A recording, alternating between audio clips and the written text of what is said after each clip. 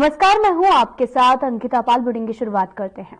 देहरादून के सुभाष रोड स्थित Lord Venkateshwara wedding point पर आपको बताते चले कि गोकुल संस्था के वार्षिक समारोह का आयोजन किया गया है। कार्यक्रम में बतौर मुख्य अतिथि सुलाज ग्रुप देहरादून के अध्यक्ष सुनील कुमार जैन ने शिरकत की है और साथ ही आपको बता दें कि इस दौरान उन्होंने दीप प्रज्वलित करके कार्यक्रम का शुभारंभ किया है। कार्यक्रम में दिव्यांगजनों को कृत्रिम अंग उपकरण और सिलाई मशीन का वितरण किया गया। वहीं गोकुल संस्था के सचिव मधु मैखुरी ने भी बताया कि संस्था की ओर से हर साल दिव्यांगजनों के कल्याण के लिए कार्यक्रम का आयोजन किया जाता है और इस कार्यक्रम में 13 दिव्यांगजनों को कृत्रिम अंग लगाए गए हैं। इसके अलावा स्वरोजगार को बढ़ावा देने के लिए सिलाई मशीन, कंप्यूटर का वितरण किया गया है और इसी के तहत में उत्तरकाशी के नौगांव के निवासी दिव्यांग जोगेंद्र को 5 कंप्यूटर दिए गए हैं और वे कंप्यूटर सेंटर खोलकर स्वरोजगार को बढ़ावा दे सके और साथ ही दूसरों को भी प्रेरित कर सके।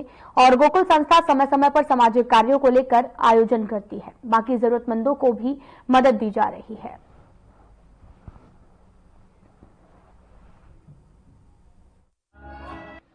देखिए, गोकुल संस्था हर वर्ष जो पहाड़ों से और देहरादून से चयनित दिव्यांगजन हैं उनको कृत्रिम अंग लगाती हैं। तो इस वर्ष भी हमने 13 लोगों को, जो कि पौड़ी जनपद, रुद्रप्रयाग जनपद, उत्तरकाशी जनपद से आए थे और एक तो बिहार से भी हैं, तो इन 13 लोगों को हम लोगों ने गोकुल आर्टिफिशियल लिम्स केंद्र में जो आर्टिफिशियल लिम्स यहाँ पर बनाए गए थे वो उन्हें लगाया है। इसके साथ ही हम लोग स्वरोजगार के लिए भी प्रेरित कर रहे हैं, पलायन की दिशा में भी कार्य कर रहे हैं, पलायन रोकने की दिशा में। तो इस कड़ी में हम लोग ने कुछ दिव्यांग जनों को सिलाई केंद्र खोलकर या कंप्यूटर केंद्र खोलकर पहाड़ों में ही उन्हें प्रेरित किया है कि वो वहीं पर रहकर सेवाएं प्रदान करें और जिससे और लोग भी उनसे प्रोत्साहित होंगे। तो इसी कड़ी में आज श्री जोगेंद्र हैं, जिन्हें कि हमारे द्वारा आर्टिफिशियल हैंड भी लगाया गया था गत वर्षों में, उन्हें हमारे द्वारा 5 कंप्यूटर प्रदान किए गए हैं, जिससे कि ये नौगांव उत्तरकाशी में कंप्यूटर सेंटर ये वहाँ पर खोलेंगे।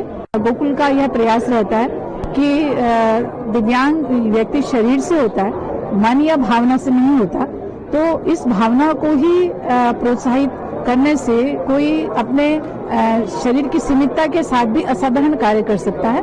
तो इसको देखते हुए खेल जगत के हमारे कुछ यहाँ पर खिलाड़ी जो वॉलीबॉल के हैं, 11 खिलाड़ियों को और उनके जो कोच हैं उनको यहाँ पर सम्मानित किया गया है।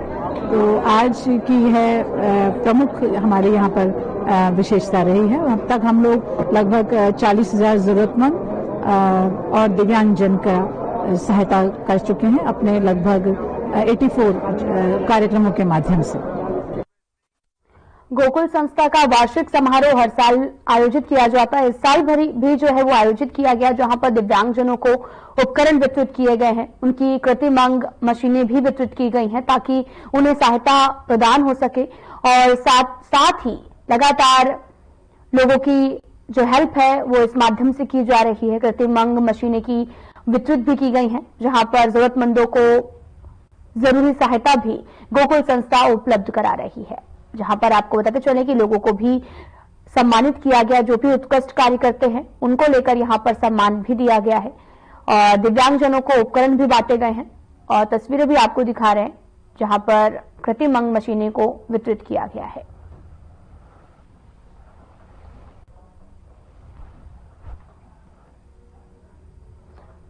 आपको बताते चलें कि यहाँ पर कृत्रिम अंग वितरित किए गए हैं, लगातार लोगों की सहायता जो है वो की जा रही है। उत्तराखंड में निकाय चुनाव की सरगर्मियां तेज हैं और जिसके तहत में ओबीसी आरक्षण के अध्यादेश को मंजूरी भी मिलने के बाद में सरकार ने आरक्षण की नियमावली तय कर दी है। शहरी विकास विभाग ने अधिसूचना जारी करके नगर निगम, नगर पालिका, नगर पंचायत के अध्यक्ष पद पर आरक्षण की स्थिति को लगभग साफ कर दिया है। अंतिम सूची जारी होने से पहले 1 हफ्ते का समय आपत्ति के लिए तय किया गया, लेकिन आरक्षण पर तीखी प्रतिक्रिया सामने आने लगी। बीजेपी के प्रदेश मीडिया प्रभारी मनवीर सिंह चौहान ने कहा कि ओबीसी आरक्षण का चार्ट जारी किया गया है और वहीं पर विधि संबद्ध और एक्ट के तहत में जारी किया गया। यह आरक्षण चार्ट अभी अंतिम नहीं है। उन्होंने कहा कि आपत्ति लगाने के लिए 1 हफ्ते का समय भी दिया गया है। अगर किसी व्यक्ति को जारी चार्ट से कोई आपत्ति है तो वह अपनी आपत्तियां भी दर्ज करा सकता है।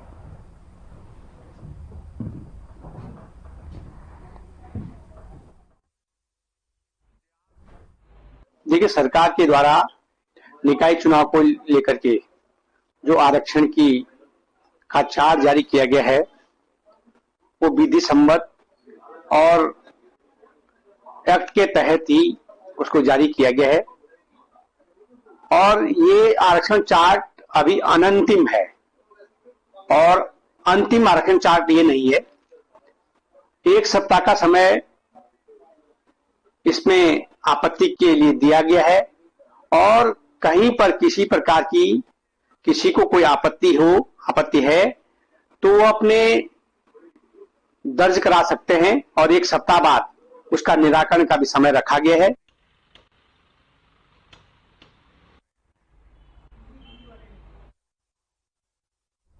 सतपुली झील निर्माण शुरू होने से जनता में खुशी की लहर है, जहां पर झील के शुरू होने से स्थानीय युवाओं को रोजगार मिलेगा और ये पर्यटन मंत्री सतपाल महाराज का ड्रीम प्रोजेक्ट भी है। सतपुली झील का निर्माण कार्य नवंबर से शुरू हो गया है। पिछले कई सालों से स्थानीय जनता सतपुली झील बनने के इंतजार में थी और इसके लिए भी सतपाल महाराज को भी कई बार विरोध का सामना करना पड़ा था, लेकिन अब झील का कार्य शुरू होने पर लोग महाराज का धन्यवाद कर रहे हैं। साथ ही लोगों का भी कहना है कि इस झील में स्थानीय युवाओं को रोजगार मिलने चाहिए, चाहे वो छोटा हो या फिर बड़ा। वहीं पूर्व मुख्यमंत्री त्रिवेंद्र सिंह रावत पर भी लोग नाराज होते दिखे। लोगों का कहना है कि उन्होंने क्षेत्र के लिए कुछ नहीं किया है।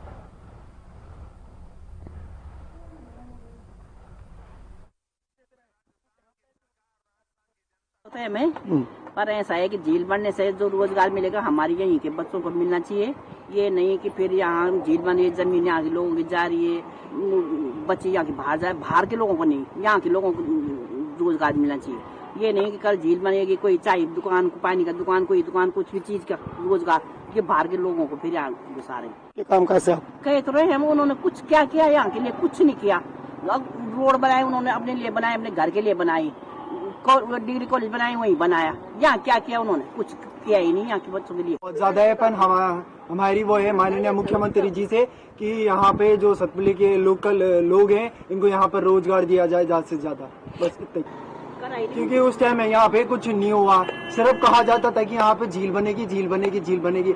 अब जाके यहाँ पे झील बन रही है, जिससे कि लोगों को उम्मीद है कि यहाँ पे सतपुली के लोगों को वो रोजगार मिले, ताकि लोग यहाँ से पलायन न करें, सतपुली छोड़ के ना जाए। हम यही कहना चाहेंगे कि लोकल के लोग हैं जो सतपुली के, उनको यहाँ पे रोजगार देना चाहिए। अरे सतपुली में बन रही है अच्छी बात है, लेकिन कुछ रोजगार मिलना चाहिए बच्चों को और महिलाओं के लिए कुछ रोजगार होना चाहिए। यहाँ महिलाओं के लिए भी कुछ नहीं है और हम जैसे बुढ़िया हो गए, अब चल नहीं सकते इधर उधर, तो हमारे लिए कुछ पार्किंग की सुविधा होनी चाहिए, जहाँ हम पार्किंग में ही घूम सके, इधर उधर उठने बैठने की व्यवस्था होनी चाहिए। वो यहाँ के लोगों को पता ही नहीं, जब वहाँ काम शुरू हो गया तब यहाँ के लोगों को पता है कि काम शुरू हो रहा है। होंगे मुख्यमंत्री क्या करेंगे? पहले वालों ने भी कुछ नहीं करा, अब भी बोल के जाएंगे, वादा करके जाएंगे, करेंगे कुछ नहीं, कुछ करा ही नहीं, कुछ नहीं। हमारे गली में नाली उली भी किसने बनाया?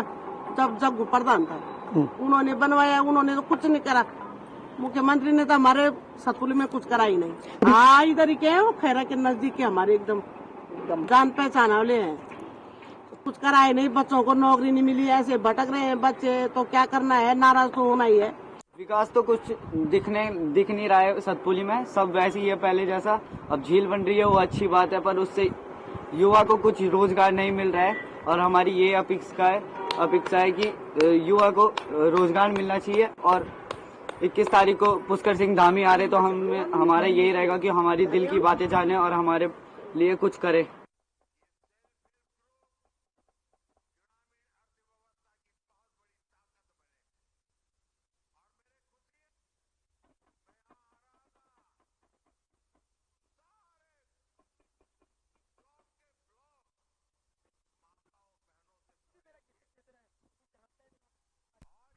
उत्तराखंड में बनी 11 दवाओं के सैंपल जांच में फेल होने के बाद में हड़कंप मच गया था, जिनमें से कई दवाएं जो हैं वो हरिद्वार के सिडकुल स्थित फार्मा कंपनियों में तैयार की गई थी।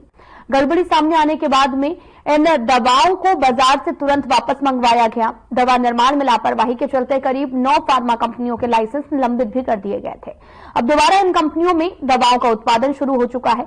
ड्रग इंस्पेक्टर अनीता भारती का भी कहना है कि कंपनियों की सघन जांच की जा रही है ताकि दवाओं की गुणवत्ता में किसी प्रकार की भी लापरवाही ना हो।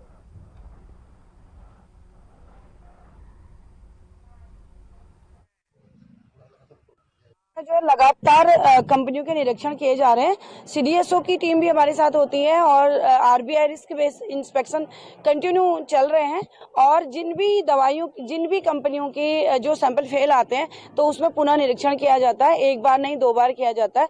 बट जो दवाइयां फेल आती हैं, फेल आने का मतलब ये होता है कि कई चीजें उसमें इन्वॉल्व होती हैं, टेक्निकल इश्यू होते हैं, स्टोरेज कंडीशन होती हैं, ट्रांसपोर्टेड दवाएं इधर से उधर भेजी जाती है तो उस दौरान भी जो स्टोरेज कंडीशंस होती हैं वो भी मायने रखती हैं, क्योंकि ये डिपेंड करता है कि हमने सैंपल कहाँ से उठाया।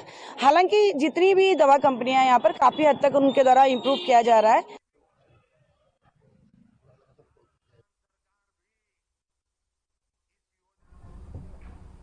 हरिद्वार जिले में आबकारी विभाग की अवैध शराब के खिलाफ बड़ी कार्रवाई हुई है। किनारपुर क्षेत्र में बड़ी मात्रा में अवैध शराब को नष्ट किया गया है और मौके पर 40 लीटर कच्ची शराब को बरामद किया गया है। साथ ही लगभग 1000 किलो लाहन को मौके पर भी नष्ट किया गया। आबकारी विभाग के अधिकारियों ने कहा कि अवैध शराब के कारोबार को पूरी तरह से खत्म करने के लिए सख्त अभियान चलाया जा रहा है और आगे भी ये कार्रवाई इसी तरह से जारी रहेगी।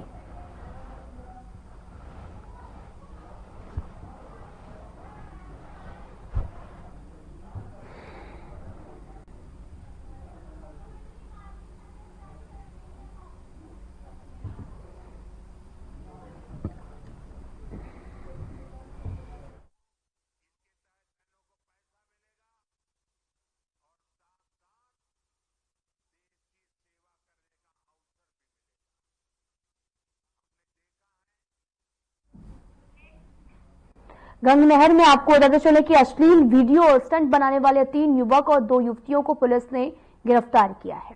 आपको बताते चले कि कलियर थाना पुलिस ने सोशल मीडिया पर वायरल हो रहे वीडियो का संज्ञान लेते हुए आरोपियों के खिलाफ कड़ी कार्रवाई भी शुरू कर दी है। थाना अध्यक्ष दिलवर सिंह नेगी के अनुसार वरिष्ठ पुलिस अधीक्षक के निर्देश पर सोशल मीडिया की मॉनिटरिंग भी की जा रही थी। इसी दौरान घनौरी चौकी प्रभारी हेमदत्त भारद्वाज को सूचना मिली कि कुछ युवक युवतियां गंगनहर के लोहे के पुल पर अश्लील वीडियो और स्टंट शूट कर रहे हैं। पुलिस ने तुरंत कार्रवाई करते हुए सभी को सुरक्षित बाहर निकाला और पूछताछ के बाद उनके खिलाफ संबंधी धाराओं में मुकदमा भी दर्ज कर लिया है। और पूछताछ में आरोपियों ने बताया कि इस तरह की रील से उन्हें इंस्टाग्राम पर ज्यादा लाइक्स और व्यूज और फॉलोवर्स मिलते हैं। हालांकि पुलिस कार्रवाई के बाद में आरोपियों ने अपनी गलती मानते हुए आगे से ऐसा न करने का वादा भी किया है। थाना कलियर पुलिस ने आज एक अभियान चलाकर कुछ लोगों के द्वारा बीते कुछ दिनों में सोशल मीडिया पर लगातार कुछ वीडियो अपलोड जो किए जा रहे थे, उससे अपनी जो फॉलोअर्स को बढ़ाना की जो उनकी चाहत है उसको लेके कई बार वो अश्लीलता, साथ ही जान को जोखिम में डालने तक के वो कर्तव्य स्टंट दिखाने की वो कोशिश कर रहे थे, जिससे अन्य लोगों में जो समाज में अन्य लोग हैं उनको पे भी बुरा प्रभाव उससे पड़ रहा था। और इस चीज को संज्ञान में लेते हुए थाना कलियर पुलिस के द्वारा और लोगों की शिकायतें भी इस संबंध में थी, जो वहां लोग आते हैं कलियर में, उनके द्वारा भी ये शिकायतें थी, उनसे जो होने वाली असुविधा या उनसे होने वाले जो दुष्प्रभाव है उसको ध्यान में रखते हुए आज इनको पुलिस ने हिरासत में लिया था। हमने इंस्टाग्राम पे आपत्तिजनक वीडियो अपलोड की थी। मेरी जान तू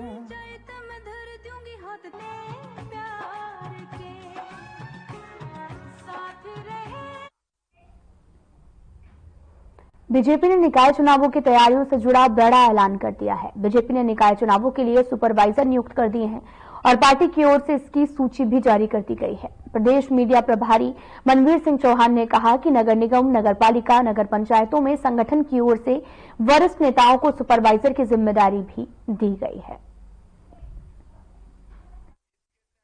निकाय चुनावों से जुड़ा बड़ा ऐलान किया गया है। बीजेपी ने सुपरवाइजर भी नियुक्त किए हैं। वरिष्ठ नेताओं को भी काफी जो जिम्मेदारी है वो दी गई है। दरअसल जल्द ही नगर निकाय चुनाव होने हैं और जिसको लेकर लगातार तैयारियां जो है सभी पार्टियों की तरफ से की जा रही हैं और सभी लगातार कड़ी मेहनत भी करते नजर आ रहे हैं। आपको बताते चले कि वरिष्ठ नेताओं को भी बड़ी जो जिम्मेदारी है वो दी गई है। वरिष्ठ नेताओं को बड़ी जिम्मेदारी दी गई है। दरअसल नगर निकाय चुनाव होने हैं जिसको लेकर बड़ी जो जिम्मेदारियां हैं वो दी गई हैं।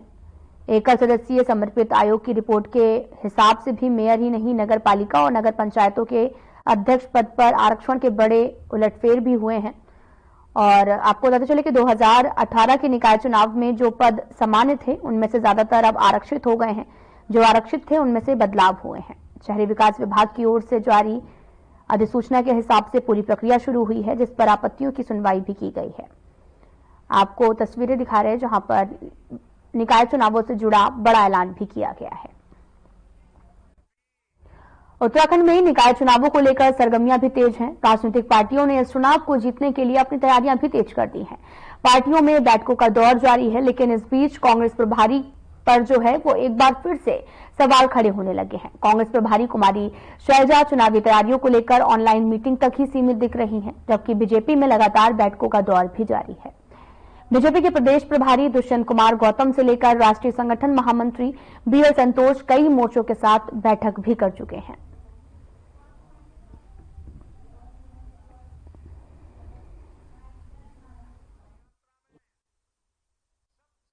हमारे देखिए, मैं पार्टी का प्रदेश अध्यक्ष हूं और मेरी जो जिम्मेदारियां हैं मैं उनको कर रहा हूं। लगातार हम बैठकें कर रहे हैं, हमारे प्रभारी लोग बैठकें कर रहे हैं और हमारी जो राष्ट्रीय प्रभारी हैं हमारे आदरणीय शैलजा जी और आदरणीय शर्मा साहब प्रकट सिंह जी, वो लगातार जूम मीटिंग्स के माध्यम से हमारे से टेलीफोनिक कन्वर्सेशन से हम लोग को दिशा निर्देश दे रहे हैं और हम जिस दिशा निर्देश को उनसे मिल रहा है उसका पालन करते हुए हम काम कर रहे हैं। अभी बाई इलेक्शन भी तो हमने उन्हीं के निर्देशन पे, उन्हीं के सलाह पे लड़े और हम जीते।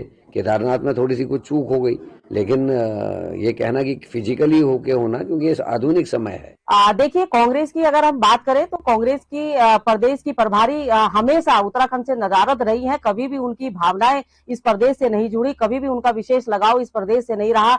उन्होंने अपने प्रदेश के चुनाव को ही बहुत ही हल्के में लिया और वहां पर जिस तरीके से सिर्फ उठवल रही तो वहां पर आप नतीजा देख चुके हैं और उत्तराखंड के अंदर भी वही नतीजा रहा। कभी भी वो यहाँ पर दिखाई नहीं दी। हमेशा जो है लैपटॉप पे बैठ करके वर्चुअल बैठक लेती हैं सभी कार्यकर्ताओं की या नेताओं की। तो मुझे लगता है कि कांग्रेस को बहुत मेहनत और मशक्कत करने की आवश्यकता है। जिनका प्रभारी वहां से नदारद हो, जिनका प्रदेश का नेतृत्व जो है नेतृत्व विहीन हो।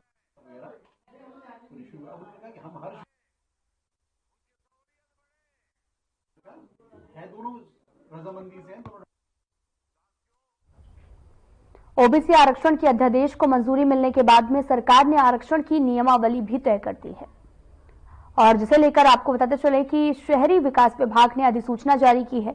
नगर निगम, नगर पालिका, नगर पंचायत के अध्यक्ष पद पर आरक्षण की स्थिति को लगभग साफ कर दिया गया है। आरक्षण नियमावली तय करने के बाद में अंतिम सूची जारी होने से पहले 1 हफ्ते का समय आपत्ति के लिए भी तय किया गया था और वहीं आरक्षण पर जो है विपक्ष के साथ साथ सत्तारूढ़ दल की भी तीखी प्रतिक्रिया सामने आ रही है। कांग्रेस प्रदेश अध्यक्ष करण माहरा ने आरक्षण प्रक्रिया पर आपत्ति जताते हुए ओबीसी आरक्षण को निराधार बताया है।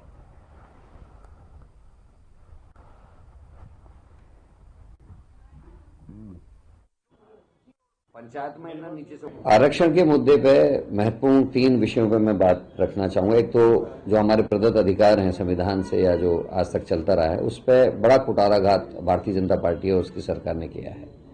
इन्होंने नगर पालिकाओं में ऐसी नगर पालिकाएं जिनमें 10,000 से कम संख्या एससी की है, उनको आरक्षण से बाहर कर दिया है। ये लोगों के मौलिक अधिकार का हनन है और मुझे लगता है कि जो असली चेहरा है भारतीय जनता पार्टी का, एससी को लेकर इनकी जो सोच है वो इससे परिलक्षित होती है।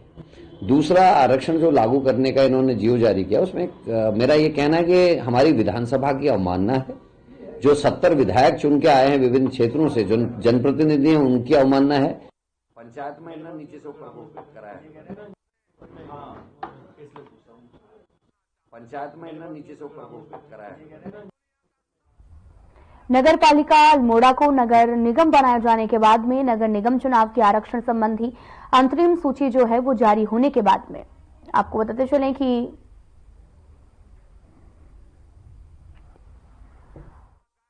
दावेदारों की भी लाइन लग गई है। अल्मोड़ा नगर निगम में भी मेयर पद की सीट महिलाओं के लिए आरक्षित होने से महिलाओं में काफी ज्यादा उत्साह का माहौल बना हुआ है। यहां पर कांग्रेस में बड़ी संख्या में महिला दावेदार होने से कांग्रेस के लिए सिरदर्द भी बना हो सकता है। और वहीं क्षेत्र में कांग्रेस जिलाध्यक्ष भूपेंद्र भोज के नेतृत्व में एक बैठक भी की गई, जिसमें एक उम्मीदवार पर सहमति पर चर्चा की गई। हालांकि ये पहली बैठक है जिसमें अब 9 लोगों ने दावेदारी ठोकी है।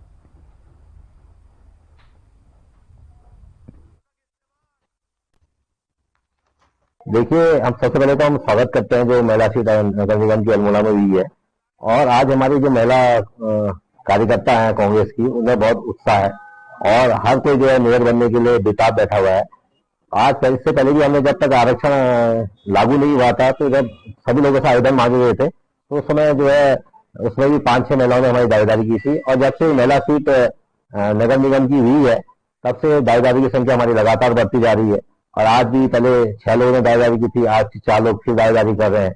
तो आज हमने एक प्रयास किया कि जितने भी दावेदार हैं उन सबको एकजुट एक साथ बैठाया जाए।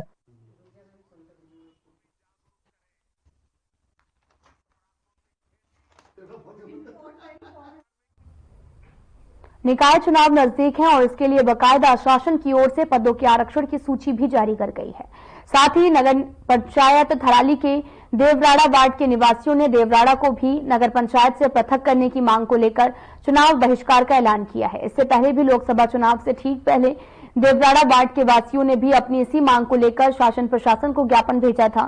साथ ही लोकसभा चुनाव का भी पूरी तरह से बहिष्कार किया था।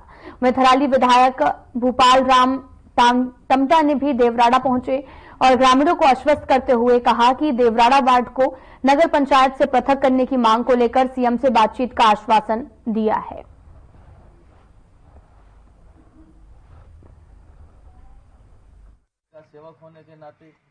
आगामी जो लोकसभा चुनाव हुआ था उसमें भी संपूर्ण नगर पंचायत वासी वार्ड नंबर 2 की सम्रान जनता ने विरोध किया था। आज नगर निकाय का चुनाव का बिगुल बज चुका है, सीटें सामान्य हो चुकी है, दावेदार अपनी तैयारी भी कर रहे हैं। लेकिन आज भी ग्राम सभा देवराड़ा की जनता जो कि तस है और देवराड़ा की ग्राम सभा विरोध करेगी और ये हमें विश्वास है। आज विधायक जी का आने का कारण है कि विधायक जी हमें विश्वास दिलाएंगे। विधायक जी ने विश्वास दिलाया, फिर भी जनता मानने को तैयार नहीं और विरोधी मुझे लग रहा है।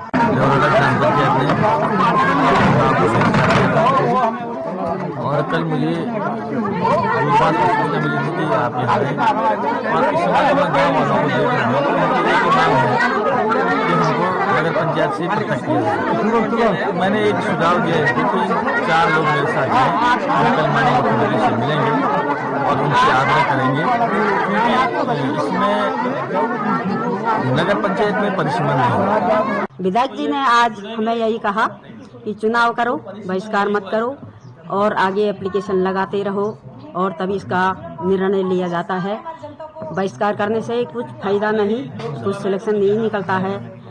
और चुनाव करो अध्यक्ष का और अपने पार्षद द्वारा हर मीटिंग में अपना प्रस्ताव लेकर जाएं, हमारा गांव पृथक हो, यही हमारी दुआ है। और मां नंदा देवी के प्रांगण में कहते हैं।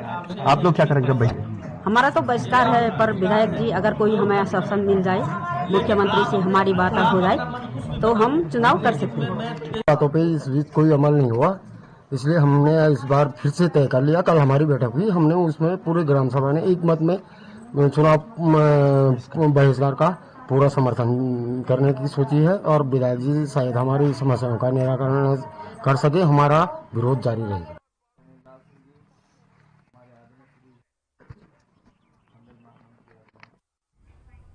लास्ट वीडियो में इतना ही। नमस्कार।